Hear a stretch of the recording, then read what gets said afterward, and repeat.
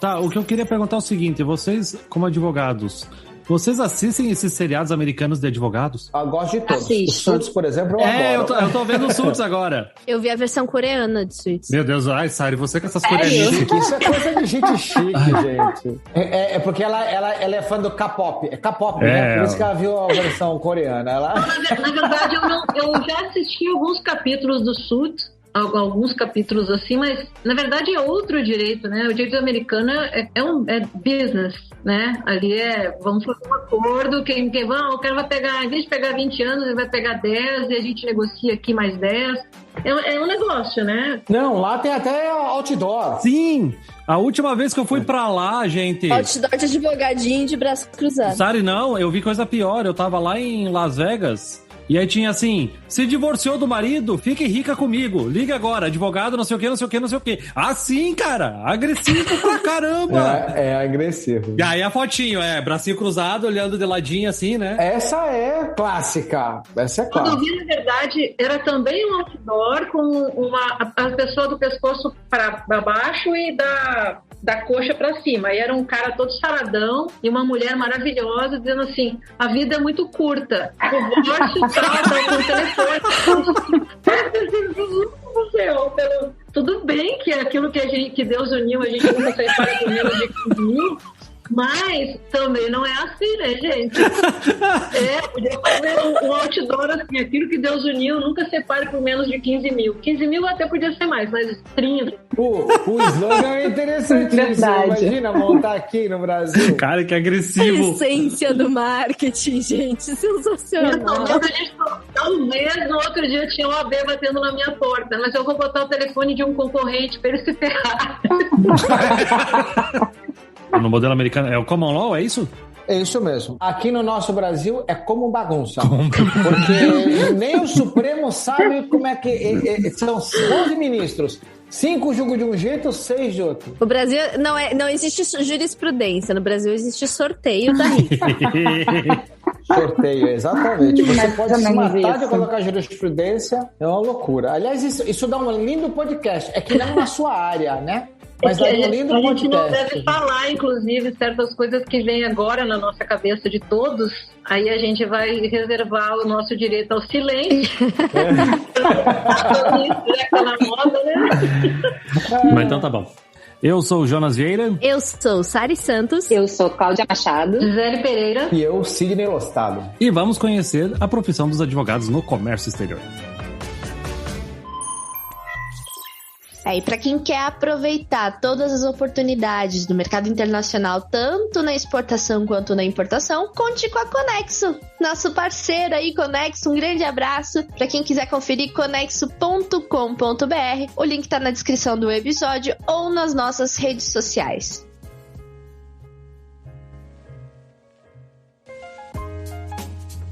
Saudações, movimentadores da balança comercial ao InvoiceCast. Continuamos nossa série Histórias e Reflexões do Comex para conhecer estes, que normalmente só lembramos de acionar quando tudo de ruim, errado e ilegal e surreal aconteceu com nossas operações. E como não vamos ficar dando pitaco no trabalho dos outros sem propriedade, pelo menos não no podcast, chamamos a turma para contar como é sua profissão. Cláudia, quem é você na fila dos protocolos de petição? Eu sou advogada aqui do Rio de Janeiro, trabalho no PGVM Advogados. Meu foco é direito aduaneiro. Tenho uns 10 anos de experiência, de atuação na área. Bom, eu sou Gisele Pereira, eu tenho meu escritório em Vila Velha, no Espírito Santo.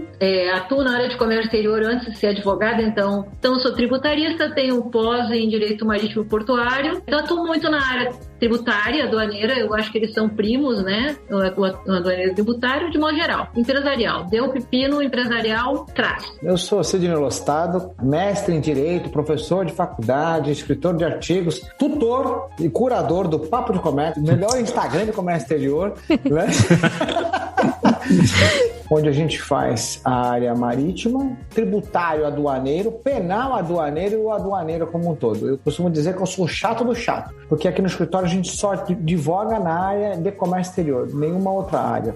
Para ter o conhecimento, o último divórcio que eu fiz foi o meu, eu perdi tudo, então não valeu a pena, né? É muita pergunta, a gente fica em dúvida se a gente vai fazer pergunta sobre direito aduaneiro ou sobre divórcio, porque tem muita experiência relacionada. Divórcio não, que é horrível, eu não faço essa área. O que é mais incerto, o direito aduaneiro ou o divórcio? Divórcio.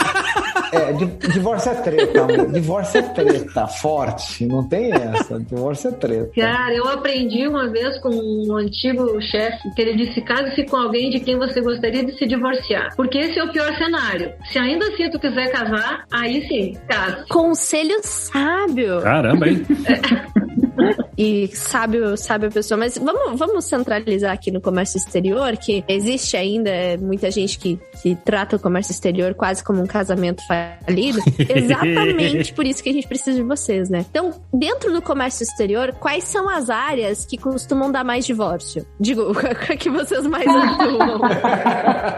Que vocês são acionados mais para tratar do aduaneiro, tributário, marítimo? Eu atuo mais como aduaneiro. É você e a Receita Federal, é isso? Não necessariamente a Receita Federal, mas ela também e a Justiça, né? Porque quando não vai na Receita, não vai por amor, vai na dor.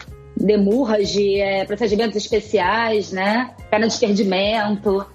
Geralmente, a gente, aqui no escritório, quando eu sou acionada, já existe o problema. Para mim, comércio exterior é algo que acontece antes de chegar na alfândega, e a aduaneira é o que chega depois da alfândega, né? Às vezes essas coisas se misturam. Mas eu atuo nos dois, na parte de contratos internacionais também, e a parte aduaneira, que é aquele casamento sem direito a divórcio, né? Uma relação de amor e de ódio, porque a gente não vive sem eles, porque afinal de contas, se eles forem muito legais, a gente vai ficar desempregado. Então é uma relação de amor e ódio.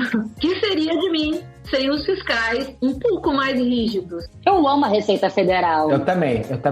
Sem ela, eu não vivo. Sou apaixonado pelo auditor fiscal, gente. A gente sai do divórcio ao amor e declaração pela Receita Federal. Lógico. Que coisa bem linda, gente. Isso é muito romântico. Gente, isso é a vida. Assim é a vida. Um abraço pra Receita Federal. Não, eu tive meus... Tipo, principalmente em casa de Canal Vermelho, eu tive gente, assim, que deu trabalho, que foi muito rígido comigo e não queria me ouvir, mas eu tive gente muito legal também, assim. E em momentos de dificuldade, eu falei assim, não, presta atenção nesse detalhe aqui, acolá. Que, tipo, tinha uma experiência, principalmente na parte de Canal Vermelho, cara, me ajudaram bastante, sabe? Então, eu acho que nem como qualquer empresa. Tem gente legal, tem gente nem tanta, e aí eu acho que essa galera nem tão legal que acaba gerando a necessidade de acionar vocês, né?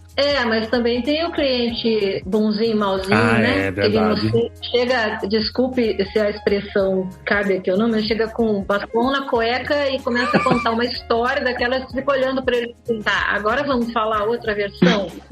Agora me conta outra versão. Essa ficou legal, vamos ver o que a gente consegue aproveitar dela na tua defesa. Mas e aí? O que aconteceu de verdade?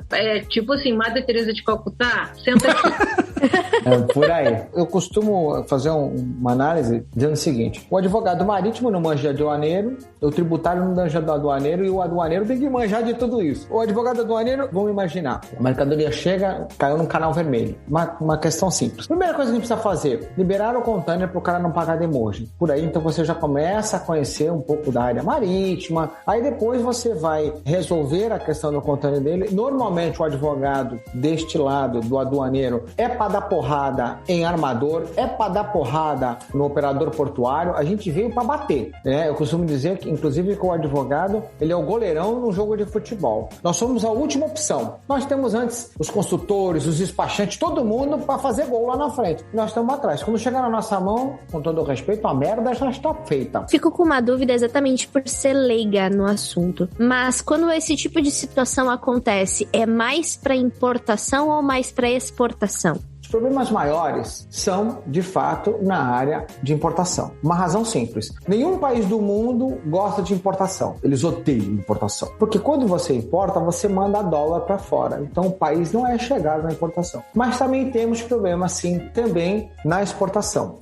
Semana passada, por exemplo, eu tive que entrar com a hora de segurança para resolver um canal vermelho e embarcar uma mercadoria de exportação que estava em canal vermelho. Um problema que acontece muito aqui no escritório, por exemplo, é cobrança de empresa estrangeira querendo cobrar no Brasil. Eu não desejo para ninguém cobrar no Brasil, né? Até porque para um estrangeiro que não tenha, por exemplo, uma filial, uma sede, um representante no Brasil, para ele poder acionar uma empresa brasileira de cobrança, ele tem que garantir o juízo com relação a todos os processuais e com relação aos honorários sucumbenciais, né? Sucumbencial é aquele que a gente paga para a parte que perdeu, né? A comércio exterior sempre é uma coisa só. Não é uma coisa só, são duas coisas. É a relação entre comprador e vendedor de países diferentes. Ok, quando chega alguém me pedindo ajuda para fazer uma cobrança no brasileiro, eu fico até triste. Eu penso, filha, senta e chora. Porque tu imagina se eu não consigo cobrar o cara ali no outro lado da terceira ponte, imagina ter que fazer tudo por carta rogatória, só para os leigos. Carta rogatória é o que vai de um país para o outro, do judiciário do Brasil para o judiciário de um outro país, que daí distribui para outro lugar, que daí volta para aquele, que daí vem para cá, que daí vem para STJ.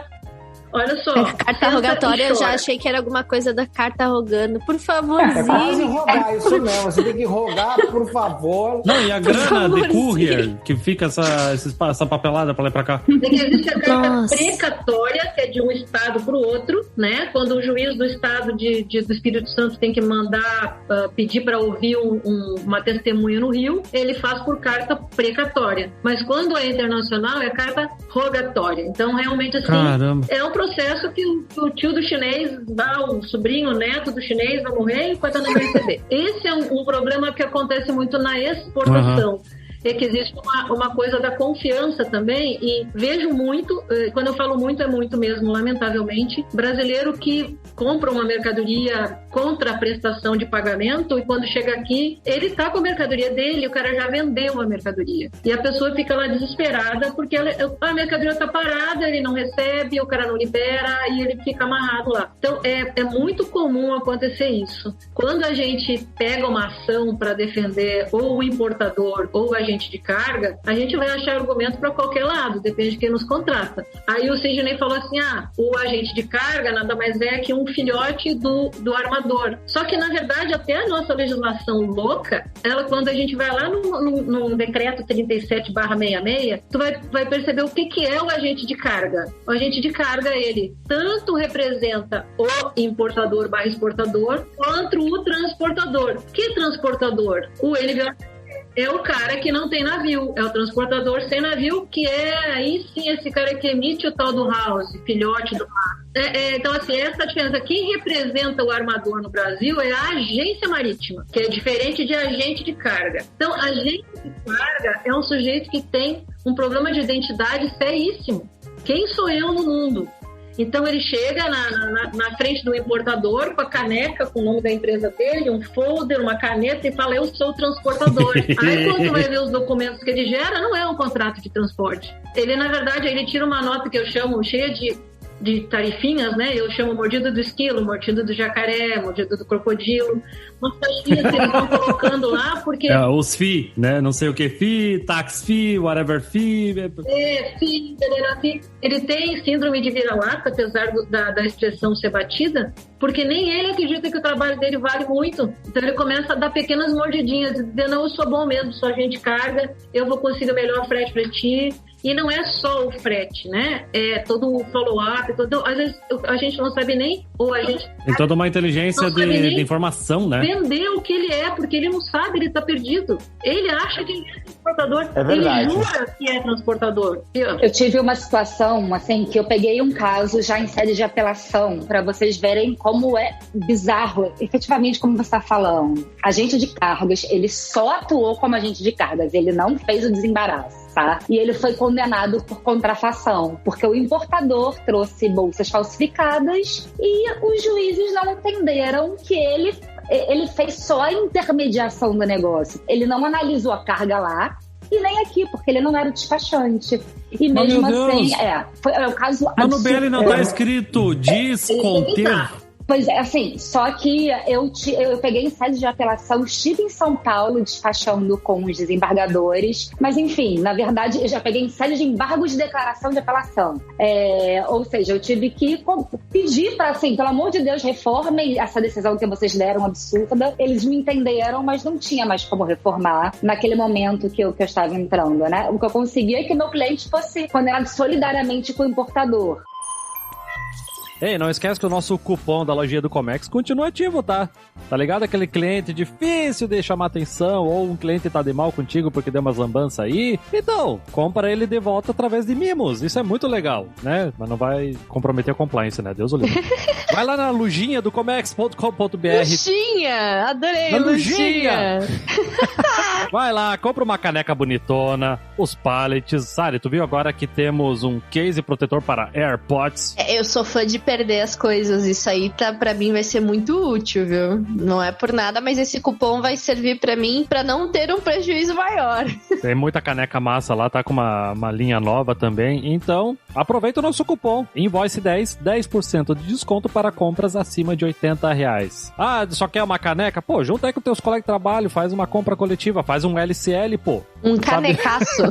Faz um canecaço, um paletaço e um casetaço, sei lá, tá. Enfim, é isso aí. Lojinha do comex.com.br.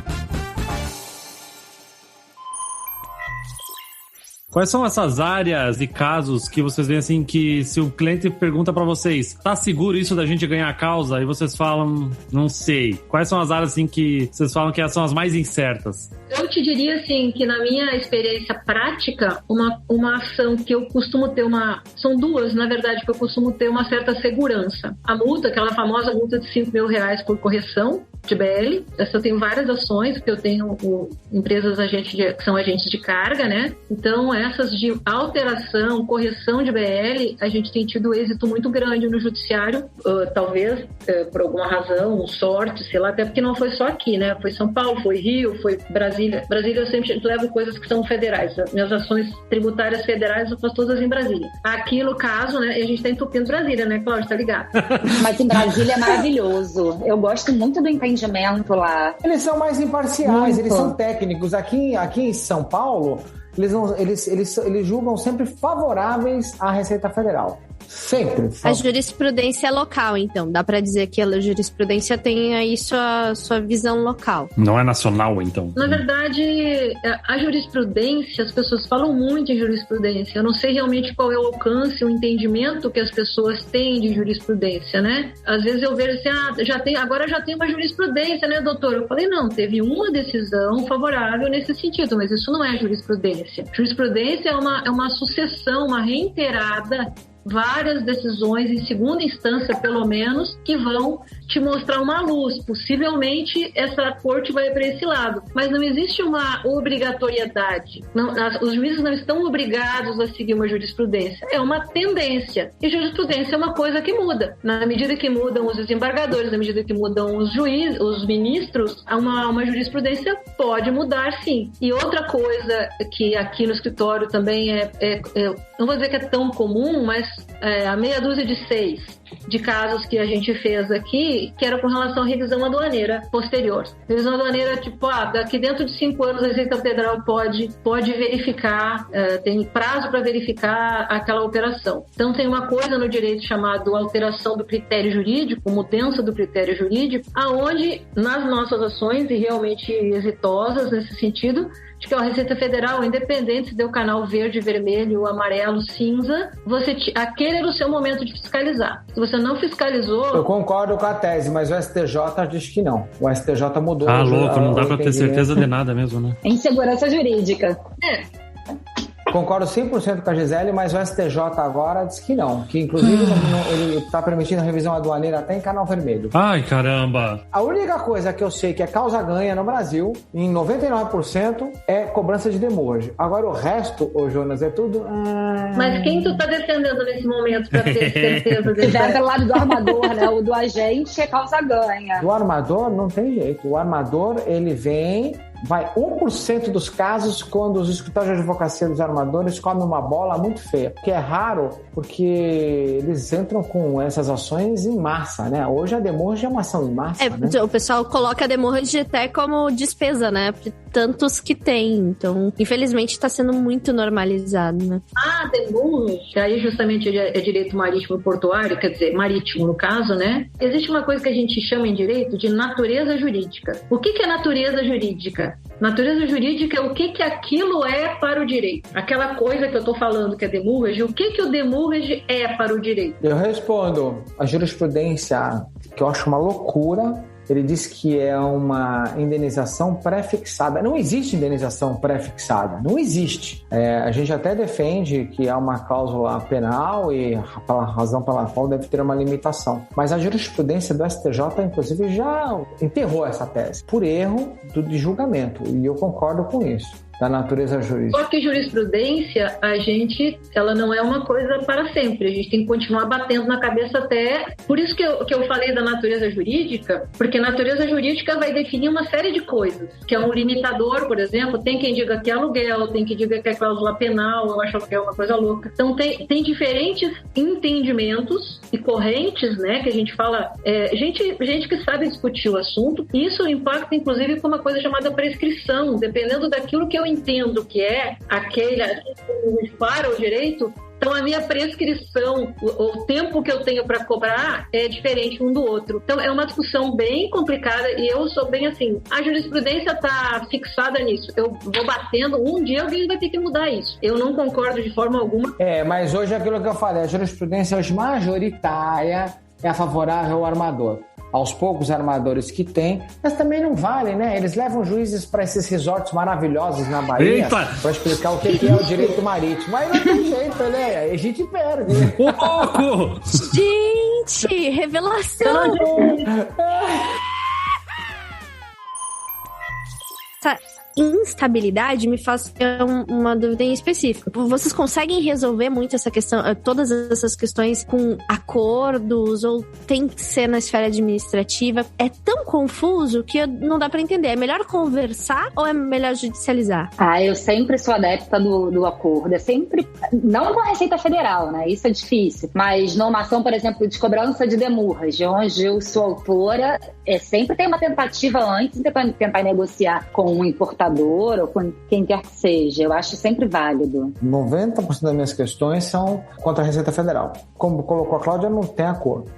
No caso aqui, a gente tem que fazer um misto. Parte administrativo e parte judicial. Tem casos em que a gente entra no administrativo e entra com mandado de segurança com o cuidado danado de não discutir antecipadamente o que a gente vai discutir no administrativo, para a gente não perder a discussão administrativa, porque às vezes a discussão administrativa é riquíssima e a gente pode ter êxito no administrativo. E se a gente perder no administrativo, deixa mais ou menos a bola redonda para discutir no judicial. Quanto mais o processo prolonga, maior as possibilidades de você, inclusive, anular uma multa. Nós estamos com um caso agora muito interessante.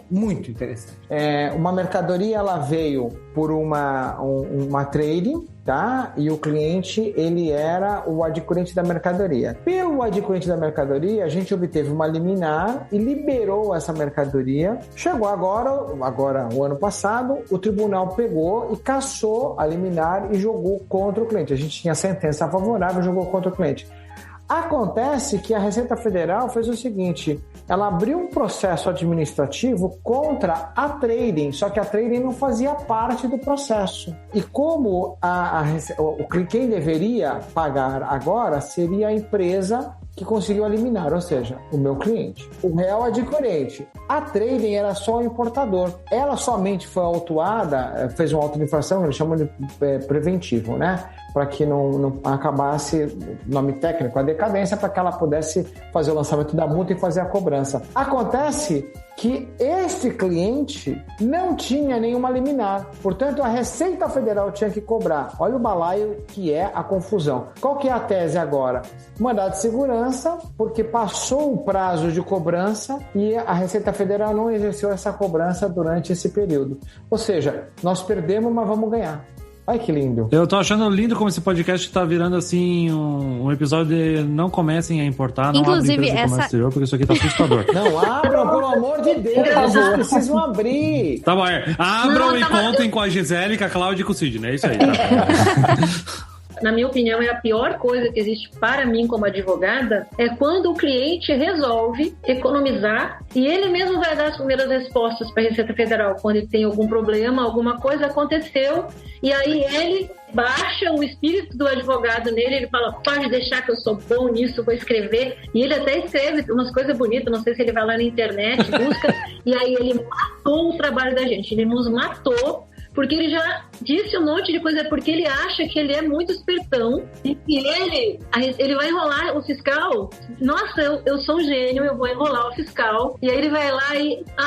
entrega. E aí ele matou a gente. Mata. Mas, Gisele, não é só o importador, né? O despachante também. Tem despachante que acha que é garçom, quer entregar tudo de bandeja pra Receita Federal. Peraí que eu vou entregar de bandeja aqui, peraí. Pra mim, isso é o maior problema de quem advoga nessa área. Porque, às vezes, a Receita Federal, primeiro a gente tem que pensar que os caras que estão lá, com algumas exceções, eles são os caras que passaram num concurso dificílimo, foram muito bem preparados na escola fazendária, eles têm uma atualização permanente, o melhor sistema de banco de dados da existência, tá tudo na mão deles. Quando tu pensar em fazer alguma coisa, ele já sabe o que você tá fazendo. Eu já sei o que você fez no verão passado, ele já sabe tudo. Então, quando a Receita bater na tua porta e fizer uma pergunta inocente, me ajuda. Por mais inocente que ela seja. Eu não tô falando pra gente ganhar dinheiro. Qualquer advogado que conheça a direito aduaneiro não manda pro primo recém-formado, pro cunhado recém-formado. Peça para um advogado aduaneiro ver qual é a inocência daquela pergunta. Geralmente, aquela pergunta é a pena que ele vai puxar e vai sair todo galinheiro. Muito cuidado com isso. Eu diria assim,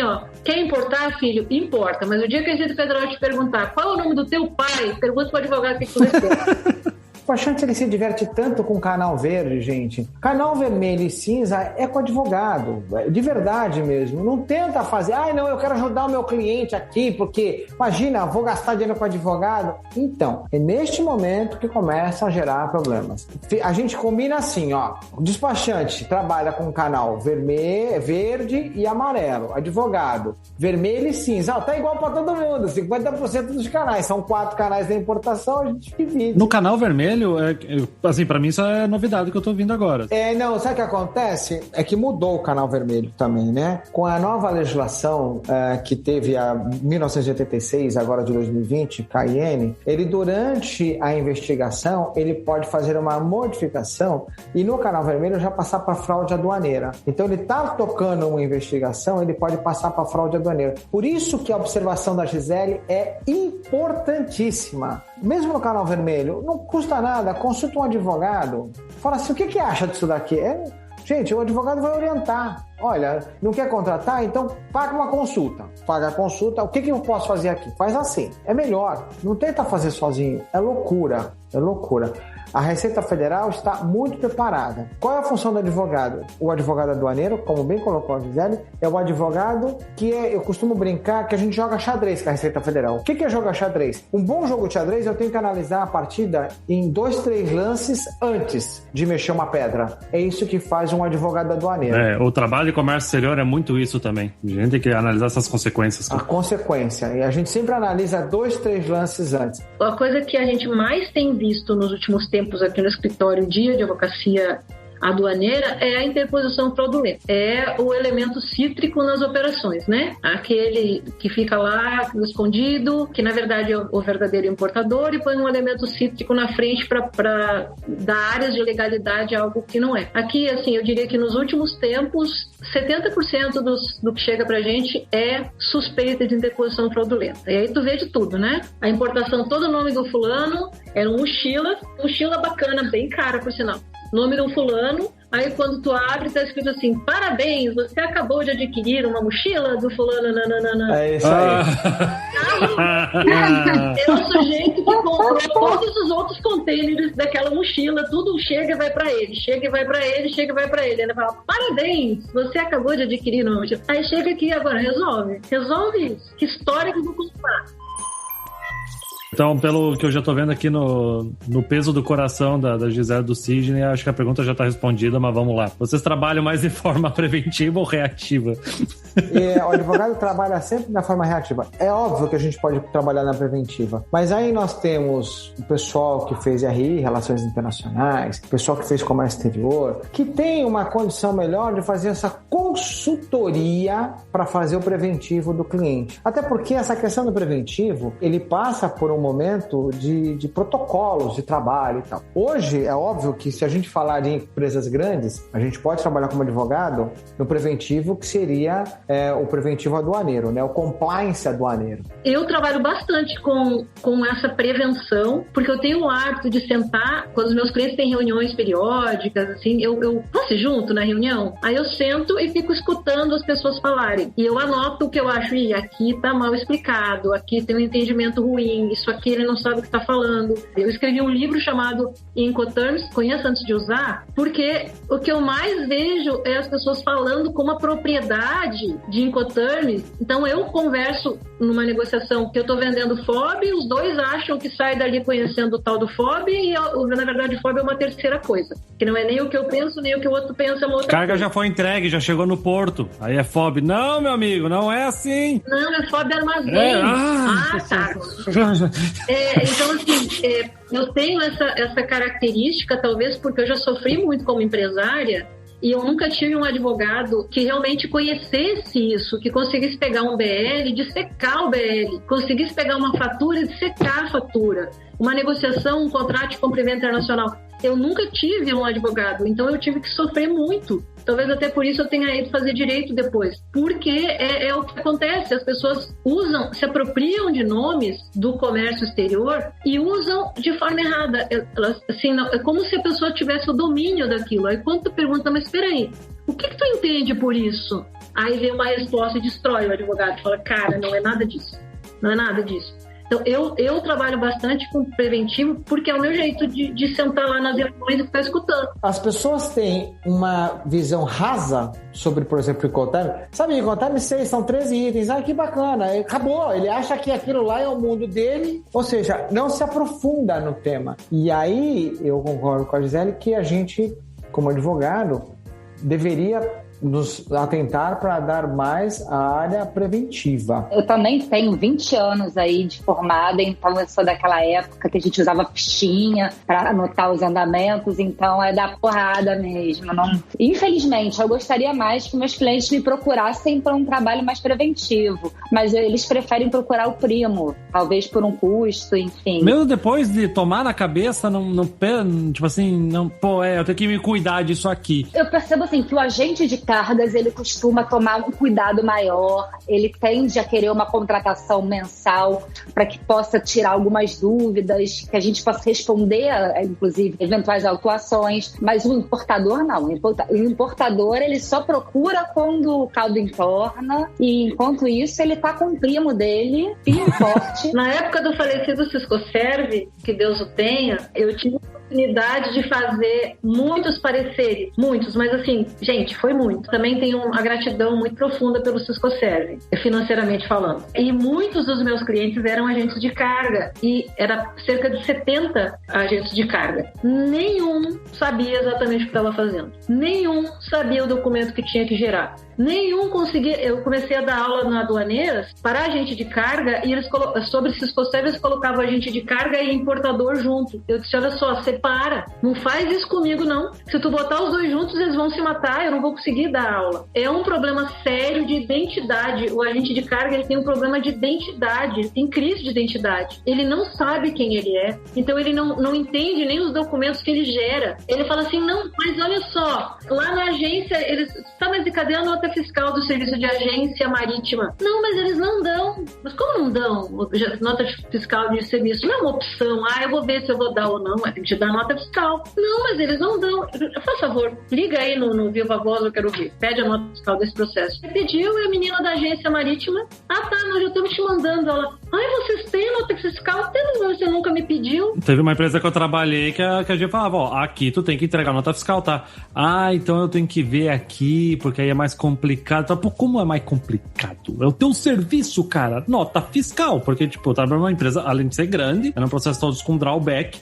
Tem que tudo apresentar bonitinho, né? Tipo, como assim? Foi importado e quem que cuidou desse serviço do agenciamento do frete internacional? Precisa de nota fiscal, cara. Mas a nossa área tem muita jabuticaba, né? Coisa que a gente não sabe como é que veio parar ali. Essa área aduaneira tem muita coisa. Só que, de novo, vamos ver se meus colegas concordam comigo.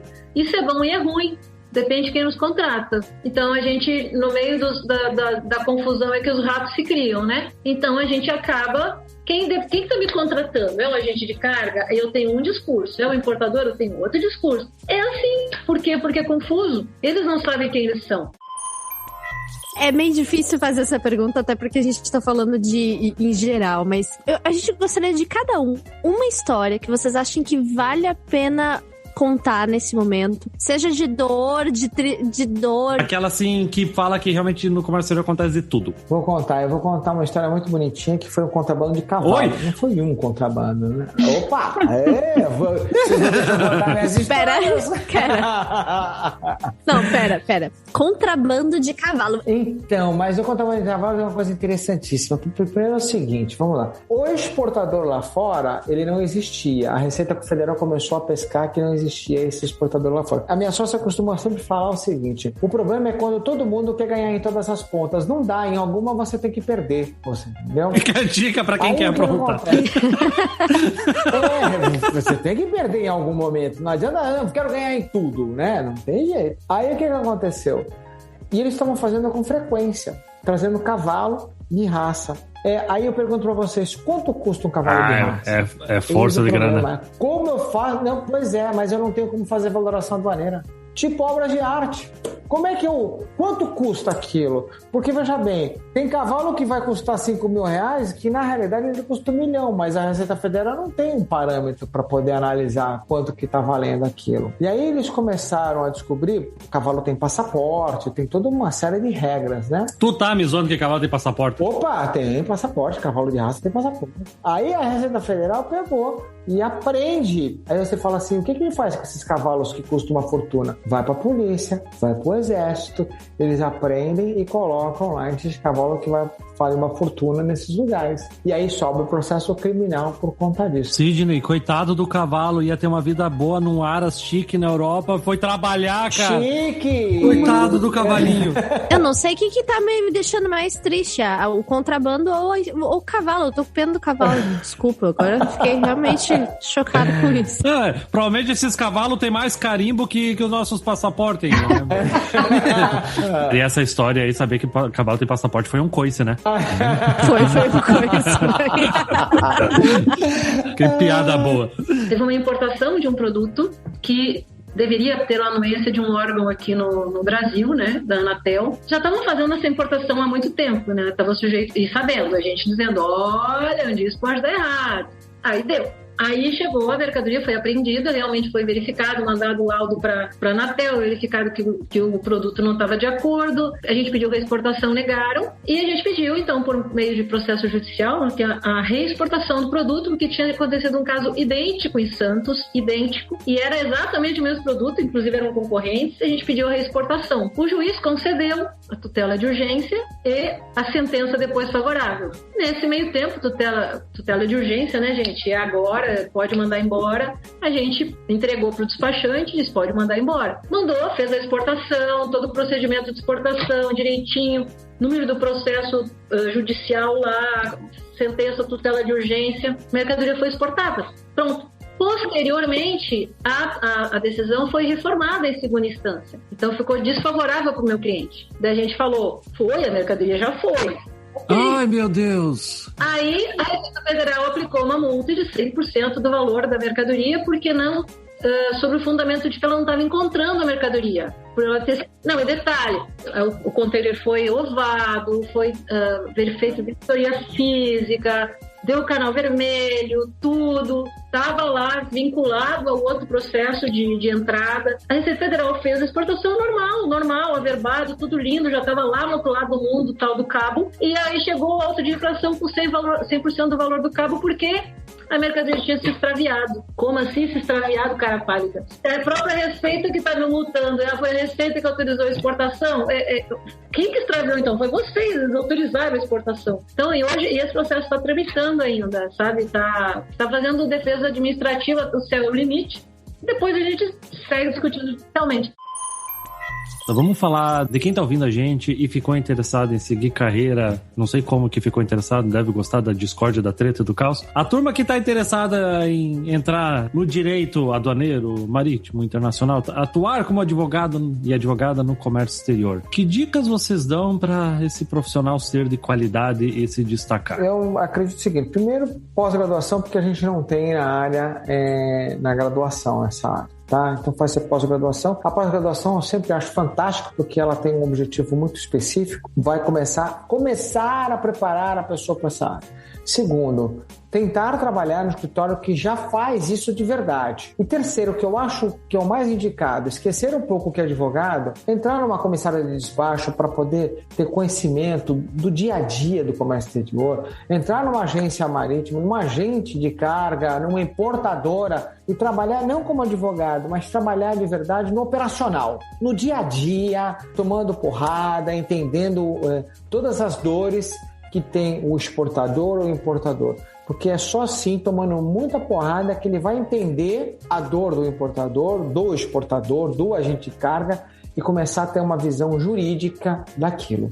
Fora isso, eu acho fundamental essa experiência prática. Prática / de campo e operacional. Eu acho o seguinte, quer atuar nessa área, baixa a bola, humildade, senta do lado do despachante, vai analisar a documentação, vai aprender aquilo, porque senão você vai comer bola, entendeu? Então, assim, além da especialização, enfim, do inglês, né? Eu acho que essa prática diretamente junto às empresas é importante.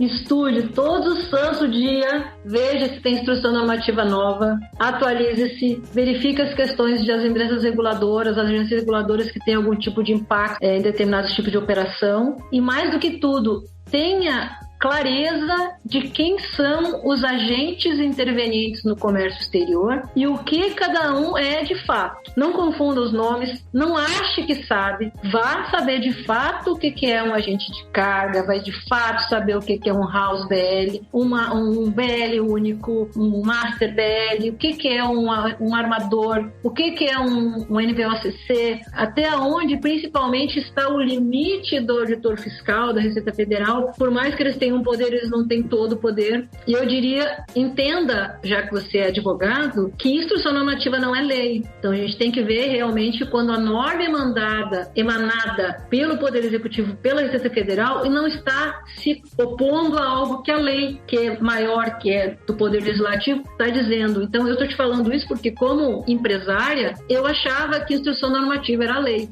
Instrução normativa não é lei. Por que eu estou dizendo isso? Estude. Se você não estudar conceitos mais básicos do comércio exterior e do direito, o limite dessa autoridade fiscal não é o céu, você vai ter muita dificuldade de defender os interesses, às vezes até numa reunião com o fiscal, tu consegue dizer para ele, cara, você pode muito, mas você não pode tudo. Você tem que saber. E uma última dica que é importantíssima para os nossos ouvintes. Acompanhe o Papo de Comex no Instagram. Mas olha só! As dicas legais de comércio exterior. Eu ainda não tô aí. A gente precisa conversar, sabe? Porque eu tá 10-0 pro Sidney no marketing. Eu vou aproveitar até pra... Eu comprei o livro da Gisele e eu recomendo pra turma que tem que aprender Incoterms. Realmente o livro é muito bom, tá muito bem ilustrado. Eu também. Vou deixar até o link aqui nos comentários. Então, pessoal, curtiu o podcast? Chegou até aqui? Gostou desse episódio? Muito bom! Então nos ajuda, compartilha com o primo que se formou na OAB, curte, comenta nas redes sociais, para que a gente possa ter ainda mais pessoas com esse conhecimento impressionante do que a gente teve hoje, porque eu adorei, viu, Jonas? Então, se sua empresa quiser fazer parte também do projeto do InvoiceCast, vem trocar uma ideia com a gente tem espaço aqui ainda, viu? Ainda, logo mais não vai ter mais para pessoas e empresas que querem fazer parte do nosso projeto. Tem o grupo do Telegram também, se você quiser participar, conversar conosco a respeito de tudo sobre comércio exterior, coisas a respeito de bom dia, boa noite, boa tarde e tretas, foto de bicho, sextou, lá é o lugar certo. Conte a sua história pra gente também, tem um formulário na descrição desse podcast com todas as informações, pode ser anônimo, viu, pessoal? Qualquer tipo de história. Então é isso, pessoal. Trabalhos encerrados. e até a próxima. Tchau, tchau. Tchau, tchau. Tchau, tchau. Tchau, pessoal. Um abraço. Tchau, tchau.